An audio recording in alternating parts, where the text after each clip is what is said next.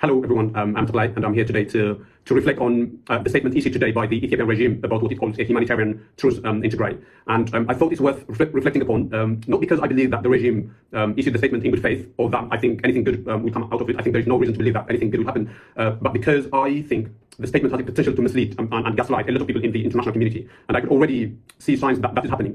People of important positions and influence have kind of already run with the story now, and they are in celebratory mood already, saying that the Ethiopian regime has kind of succumbed to negotiation and to opening corridors and to playing a constructive role in delivering aid to a desperate Tigray.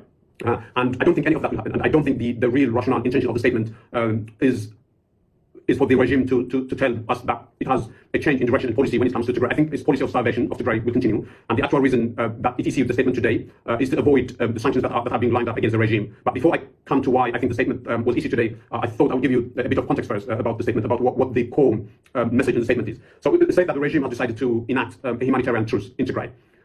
And one is, you have to ask, what does it mean and why? Because we know that the main reason aid wasn't getting into Tigray wasn't because there was a fight in Tigray or because there were warring parties inside Tigray, but because forces affiliated with the regime and, in my opinion, under the command of the regime, have been obstructing aid. We know what the other forces have been doing on the via the Abalam route to Tigray from Samara to Abala. The regime would say that it has given clearance to a convoy, and then there would be an attack. We don't know whether the attack is real or imaginary, and then the convoy turns around. That was the pattern that has been playing, right? And the same applies to the route across Amhara and all the other routes. And we know that there are about 50 routes that lead to Tigray have been totally blocked by the government. So the main reason why aid hasn't been getting to Tigray wasn't because of fighting in Tigray, as the statement seems to imply, but because forces aligned with the regime have decided to obstruct aid. So saying that the regime has enacted a unilateral truce doesn't really make sense. With whom? What would have made real sense if the regime told us that it's going to rein in on the forces that have been obstructing aid, on the Afar forces, on the Amhara forces, but it doesn't say that.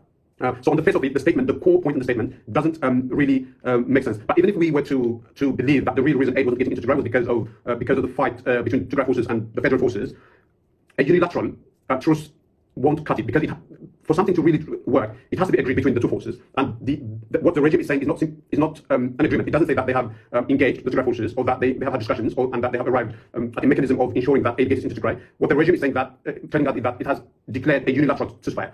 And so it makes it easy for the regime to give excuses tomorrow. For instance, it's going to say, well, I'm trying my best, I'm trying to send convoys and aid into Tigray, but the Tigray forces are opening fire against the convoy or against our forces, and so we have been forced to halt operations. That's what they would say, because there's no agreement. We don't know the mechanism of how it's going to be implemented. There's no way of making sure that independent parties could verify and check who is doing what. It's very, very vague, and it's designed to give the regime an excuse to continue saying that it's trying to deliver aid without actually delivering aid.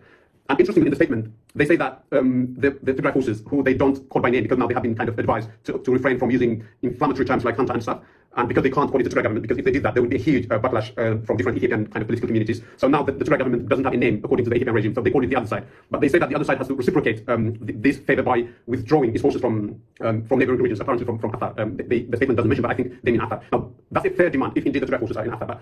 But they don't say that they are going to withdraw their forces from Western Tigray. And Amhara forces, Ethiopian forces, and Eritrean forces are still occupying Western Tigray, right? So if this is a fair game, what should happen is that the federal government, the federal forces, and especially Eritrean forces who are continuing to cause havoc in Western Tigray, must withdraw. All Amhara forces who are murdering people in Western Tigray must withdraw, and then only then can you demand the Tigray forces also to withdraw. Because the reason Tigray forces are in those areas, wherever they are, is because they are trying their best to open corridors at the last resort, because the regime wouldn't on its own volition. So it doesn't make sense for the regime now to say the Tigray forces must withdraw without giving them guarantees that, number one, it's not going to attack, and number two, it's going to deliver aid. So those are legitimate questions that anybody should ask. But more than that, I think that the fundamental question that we should ask is if the regime really has the best interest of the Tigray people at heart, right? There are a couple of things that it could do now with just stroke of the pen. Number one, open banks in Tigray. Number two, open electricity in Tigray. Number three, resume all the other services in Tigray, pay salaries in Tigray. If the regime did that today, it doesn't need to go out of its way to do anything. It's just a matter of pressing a switch. So they could do that, but they go into the statement how sympathetic they are to the suffering in Tigray, how they are trying to help Tigrayans and everything. But they could do those things if they really mean what they say in the statement. But of course, they don't mean what they say in the statement. I think that the policy of starvation is the main policy still of the regime when it comes to Tigray. I think they still believe that the way to subjugate and force Tigrayans into submission is by continuing the blockade. And the cruel belief is that if the status quo continues for long enough, ultimately Tigrayans are going to give in to that, because there is only so much that people could endure, right? And Tigrayans have suffered so much. So that's what's happening. And serious people who really want to help Tigrayans, who really want to facilitate aid and stuff, should ask serious questions of the regime. They should ask, what do you mean when you say humanitarian truce? How is it going to be executed and implemented? Do we have a mechanism of ensuring it? How is it different from before, when, for instance, I think it was in June, when the federal forces had been routed out from Tigray? The next day, the Prime Minister said that a unilateral ceasefire has been declared. But we know what that turned out to be, right? That was a code word for the total blockade that has ravaged Tigray. And there is no reason to believe that the truce that they have declared today is any different from ceasefire. Ultimately, they're the same words. Slight difference. I think it was Mulugeta who has written in detail about what these terms mean, how they are different, but essentially they are the same, truce and ceasefire. But the regime is just playing a game with the international community by changing words, by tweeting one thing here and another thing, that without changing the fundamental reality. The fundamental reality remains that Tigray has been totally blockaded, and there is no reason to believe that that will change. And serious people, journalists, diplomats, must ask of the regime how is it that it's going to be different this time around. So I just want to say those things because I observe a degree of naivete in the international community in just running away with whatever story is being fed to them by the regime, even though they have a mountain of evidence to believe that this is a perfidious force regime that shouldn't be trusted on anything serious. So that was my message, and that's why I thought reflecting on it today would be important. And I'm done. Thank you for bearing with me, and have a good time. Bye-bye.